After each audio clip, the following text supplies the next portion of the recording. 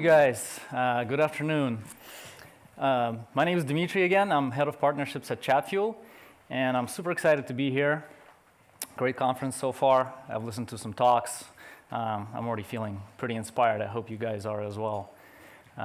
So it's past 3 o'clock. You guys have all had your lunch, your cake, hopefully. And my job, I guess, for the next 25, 30 minutes is to make sure that you don't fall asleep. Okay, so if nobody falls asleep, I consider this session to be a success, okay? So what I want to talk about today is how you can use bots as an instrument, as a tool for marketing in Messenger. We've analyzed thousands of bots that have been built on our platform and came up with some interesting learnings and insights that we'd love to share with you that hopefully you'll find useful. Before we get into that, just a couple of words about Chatfuel, aside from a little bit of shameless self-promotion. I'll explain why this is important for the purposes of today's talk. But first, by the show of hands, how many people have heard of Chatfuel before? Just curious. Okay. It's about 60%. And how many of you have actually tried building or built a bot using Chatfuel? All right, about 30%. Good. How many of you have built a marketing bot of any kind, not necessarily using Chatfuel? Any platform? Okay. 20-something%? Good. So we have a pretty well-informed crowd.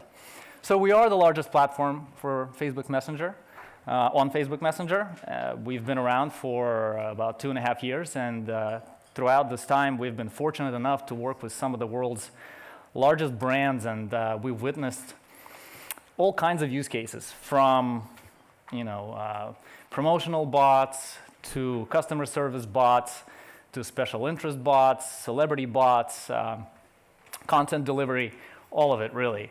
When we say large, aside from the fact that we've worked with large clients, we've seen some large audiences, we have this statistic that shows that we are currently powering about 46% of all bots built on Messenger. Back in April of this year, David Marcus, the head of Messenger, announced at Facebook's F8 conference that to date there had been 100,000 monthly active bots built on the Messenger platform, and at that time, 46,000 of those were built using Chatfuel. So why I'm telling you this is because the size of the sample that we looked at is quite significant. So it can be representative of how people are communicating with bots and what kind of bot experiences, especially marketing bot experiences that maximize engagement can be, or what kind of experiences maximize the value of the bot that you build for marketing purposes. So we'll take a look at all of that today. But first, I want to ask you a question. That's kind of like the first part of trying and keep you awake. Why is marketing use case important? Why do we care about that in Messenger? Can anybody tell me? Yes, please. Maybe they have 2 billion users. Okay, large user base, yes. Anything else? Retention, everyone uses it. Retention, yeah. Retention numbers are promising. Reading and opening rate are important also. Absolutely. Read and open rates, much better than existing channels or previously existing channels. Any other ideas? Yes? Information and data about the users to communicate with. Yeah, you're retaining all kinds of data about every user, and you can categorize it and use it to segment your audiences. Okay, all those are right answers. All that is important. And we start with this wonderful graph that I'm sure most of you have seen before, or a variation of this, of the fact that use of messaging applications has surpassed, top 4 messaging applications in this case, has surpassed the use of top 4 social networks in 2015. People are spending more and more time in messengers. They're talking to their friends, their families, and now with the coming of bots, the conversations with businesses is the next thing that's come upon us. And if you're thinking about marketing, you want to be where your potential audiences are, obviously. So in this case, you have close to 3 billion people worldwide, almost half the world's population, using messaging applications. If there is a chance for you to appear in front of these people, you got to take it. Otherwise, you're missing out. Now that I'm looking at this graph, it seems like the dark side is taken over. Well, actually, this is kind of appropriate because I'm sure some of you have heard of the term dark social, right? So it's like social networks, but in Messenger, it's dark social because it's not visible to anyone, what you're saying to your friends and what they're saying to you in your little groups.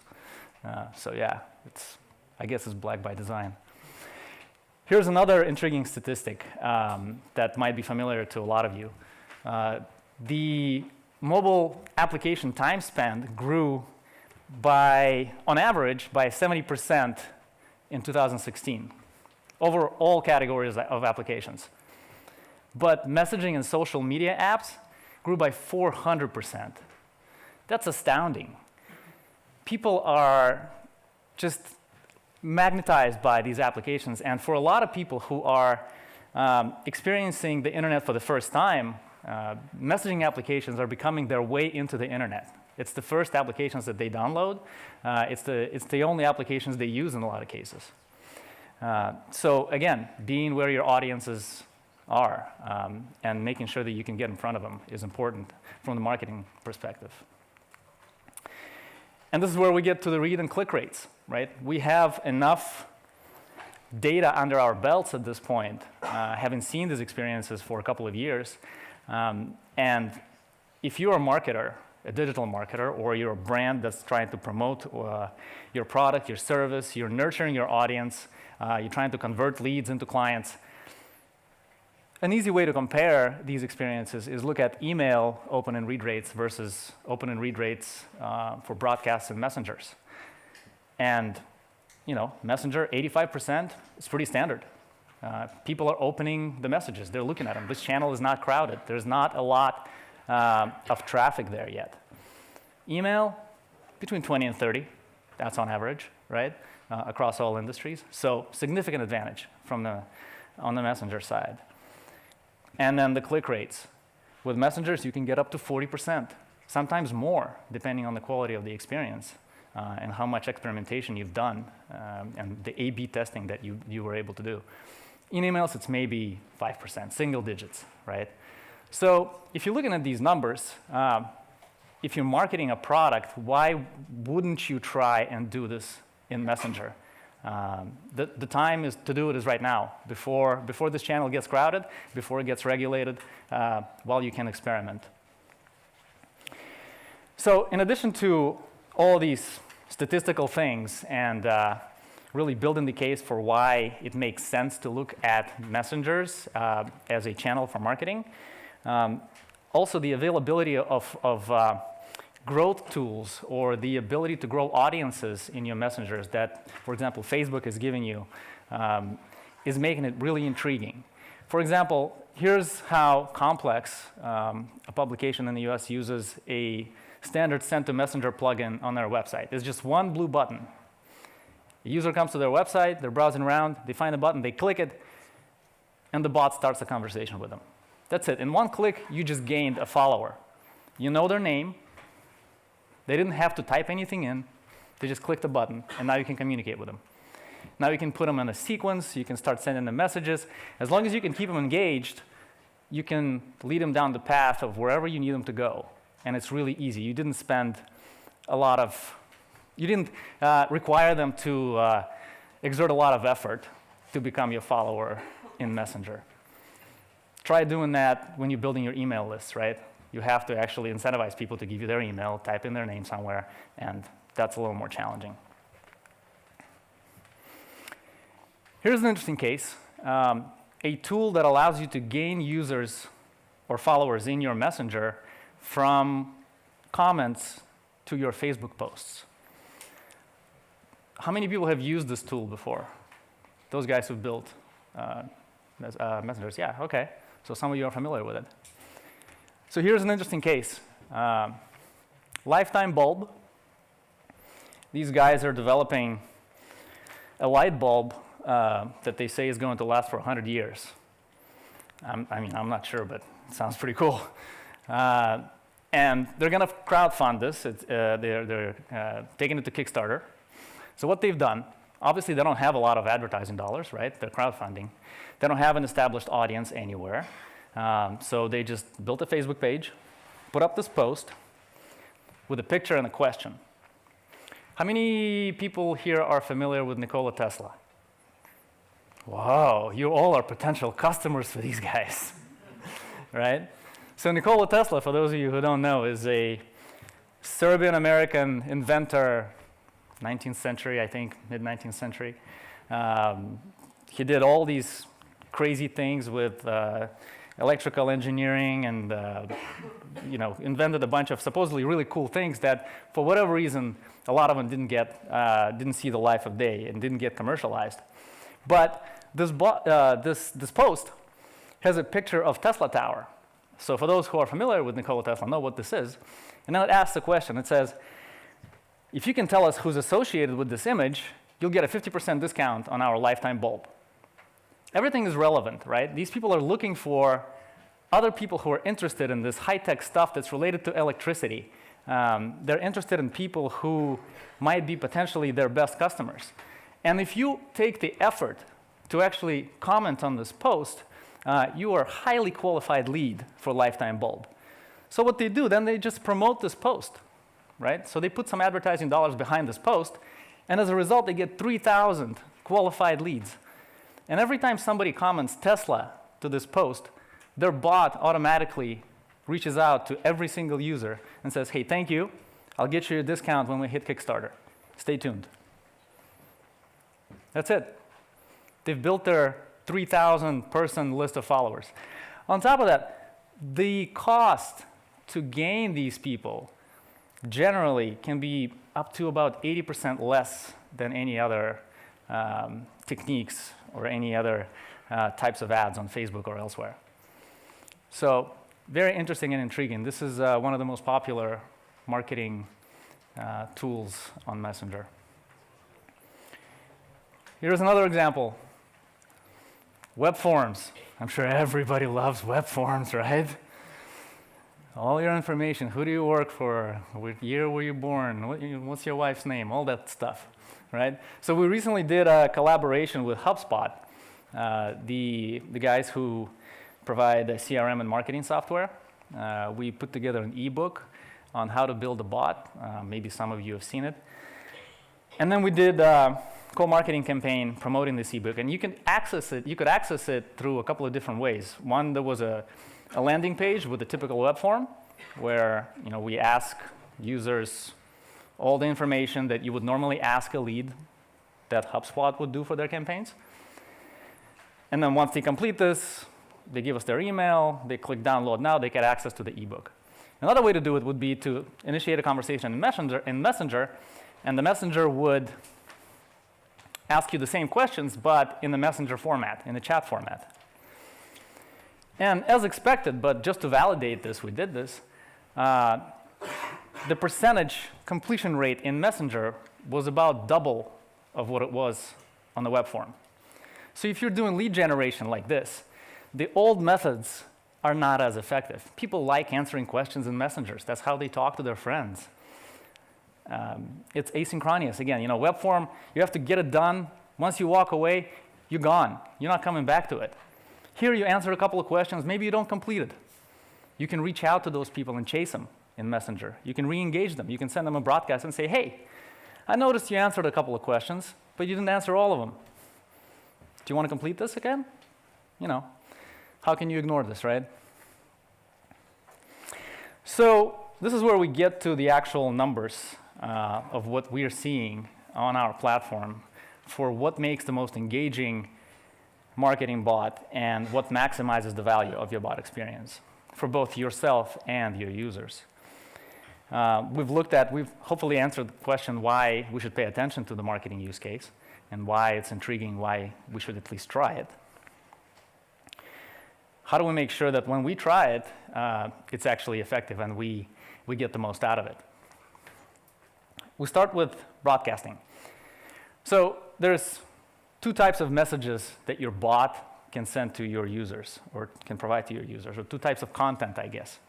I'll explain to those who are not that familiar with it, but you can send broadcast messages, which is kind of like push notifications. You control when they go out, who receives them. As a bot owner and a bot maker, everybody's sort of at your mercy. You decide when they go out to your users. The other type of content is the constantly accessible, constantly available content, which your users can access on demand. And we'll come back to that in a second. But those broadcast messages that I mentioned initially are hugely important if you're putting together a marketing bot experience. And what we found that companies or bots that broadcast to users on a regular basis enjoy between 10 and 30 times more sessions with their bot than those who don't. I mean, it was kind of obvious that the more messages you send to your users, the more engaged your user base is going to be. But 10 to 30 times, that's quite significant, right? You can't ignore that. But how much is too much? How often do you send your broadcasts? This statistic was actually kind of surprising to us. We found that bots with the best engagement and retention send up to 2 broadcasts per day. Imagine a business that sends you 2 emails a day. You're quickly unsubscribing, probably. In this case, users tend to not unsubscribe. They don't block the bot. They keep reading. I mean, it works different for different experiences, but on average, this is what it is. So sort of like the ability to absorb more information in more bite size on a regular basis is much higher in messengers. So you're always engaged with your users this way. You're always in front of their eyes. The other type of content that I mentioned, the constantly available content, is the type of content that your users can get to whenever they feel like it, whenever they want. So accessible via menus, buttons, galleries. You know, we have some examples here of Golden State Warriors bots, information about the players, ability to buy something. Katy Perry has a bot where you can look at the live performances and tell her where you're located so that when she's about to come to your town, she'll send you a message and notify you about it. Initially, you'd kind of think, well, if I'm marketing, like traditional email marketing, I just want to kind of control the flow of messages, and so this stuff's not important. But what we found is actually the opposite. What we found is that bots that have constantly accessible content like this enjoy double the return sessions than purely broadcast-based bots. Very interesting. In reality, a lot of bot experiences that are built use one or the other. They either have this constantly available content or they're heavy into broadcasts. But not too many bots use both effectively. And you got to use both effectively to maximize the value of your experience that you're building and maximize the engagement from those users you're targeting. And finally, the ability to complete a transaction in a bot also positively affects engagement and retention. Although most people are probably not used to buying things in bots. As some of you know, Facebook released the ability to complete a transaction natively in Messenger a little over a year ago, or a little less than a year ago. But that's only available in the US to US users and US bot admins. Actually, there is a workaround on Chatfuel. You can use our Stripe integration to collect payments right on the bot in this interface, pretty much anywhere in the world where Stripe works. But if you give users this ability to complete a transaction in the bot, it increases the probability of a return session by 50%, between 20 and 50. Not as significant as the other two, but still significant enough to consider. And it doesn't have to be a native experience. You can set it up in web view format. You can set it up as an experience where the conversation is handed over to a live support agent who then completes the transaction. But just pure ability to do that gives you this much improvement. So to sum it all up, if you want to maximize the value of the marketing bot you're building and get to those retention rates, engagement rates, open and click rates, make sure you broadcast regularly. Don't ignore the importance of that.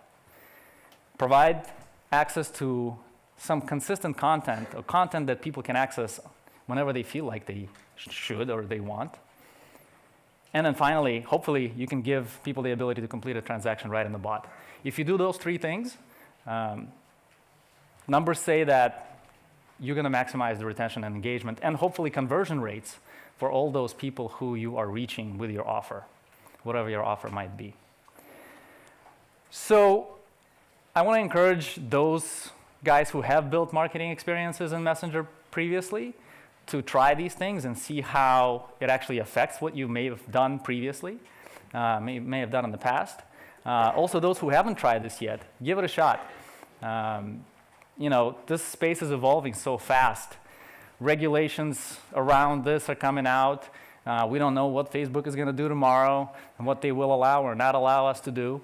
But now, while you can still do a lot of these things, and this channel, again, is not very crowded, now's the time to try this and see what you can get out of it and how effective it can be for you.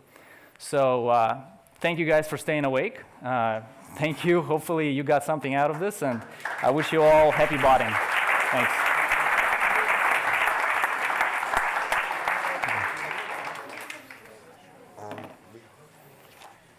Test. Does it work? Can you hear me? No? Can you hear me? No? Can you hear me? No? Test? Hello?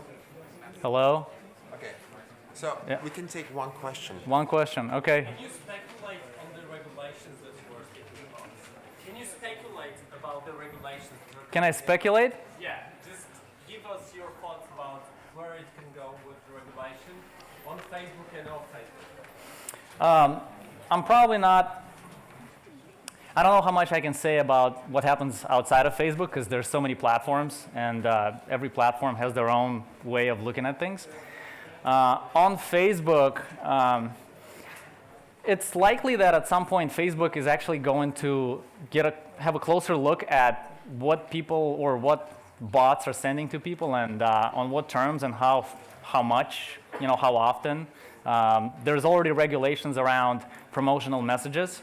As far as, you have the ability to reach out to every user who's engaged with your bot within 24 hours, and then you have one more follow-up after that. There might be some changes to that. There might be some paid messaging introduced in the future. We don't know. But before it gets there, right now, it's an open playing field, so it's good to experiment. Hope that answers your question, although I haven't really provided you much. We can take another question. Oh, all right, another question. Wait.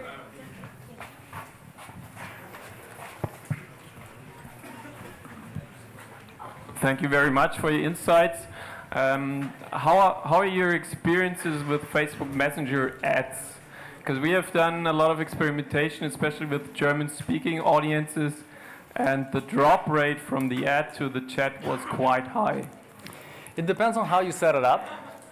And Facebook keeps changing the logic there because they're still trying to find the right way to do it. And in all honesty, that constructor, that flow is a little bit confusing.